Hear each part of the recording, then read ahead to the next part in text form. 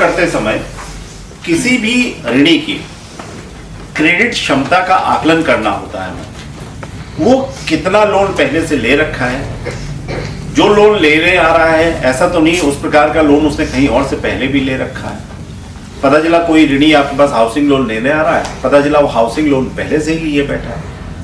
इसी प्रकार से वो कस्टमर की क्रेडिट वर्दीनेस यानी कि वो रिपेमेंट कैसा कर रहा है, उसका उस मामले में जो ऋण को अदा करने के मामले में उसका व्यवहार कैसा है या उसका कैसा पैटर्न रहा है, ये हमको किससे पता चलता है? सिविल स्कोर से पता चलता है।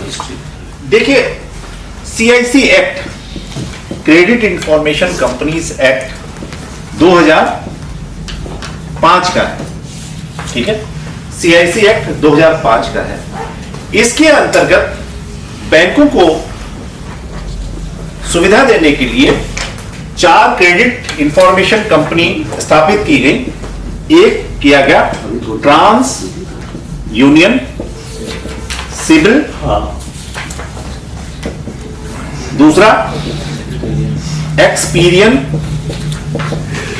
तीसरा क्रिफ्ट हाईमार्क और चौथा इक्विफैक्स।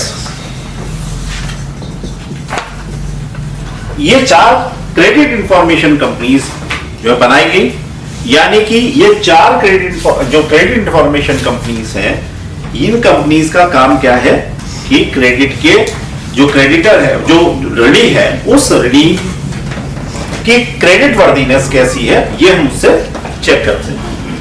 ध्यान दीजिए, बैंकों के लिए मैंडेटेड है कि वो चारों कंपनियों की सदस्यता ले। अगर आपके बैंक ने 2 की ले रखी है, 2 की नहीं ले रखी है, तो यह इस एक्ट का उल्लंघन है और आप बैंकिंग रेगुलेशन एक्ट 1949 के जो रेगुलेटरी नॉर्म्स है उसके तहत आप पेनलाइज या आपका बैंक पेनलाइज हो सकता है। तो इसलिए आपको ये रेगुलेटरी कंप्लायंस पूरी करनी है, ठीक है। कंप्लायंस पूरी करने का मतलब, अगर आप किसी ऋणी को लोन दे रहे हैं तो सिविल में या इन चारों कंपनियों में आप उसका डाटा महीने के अंत में भेज दीजिए, ठीक है। रिजर्व बैंक ने यह किया है कि अब जो आने वाला दिसंबर जनवरी है, अब महीने में 2 बार डाटा भेजा जाएगा। 15-15 दिन पर डाटा भेजा जाना है, यानी कि अब और सख्ती हो रही है कि 15 दिन में आपने जो लोन किए तो 15 दिन का डाटा वहां जाए।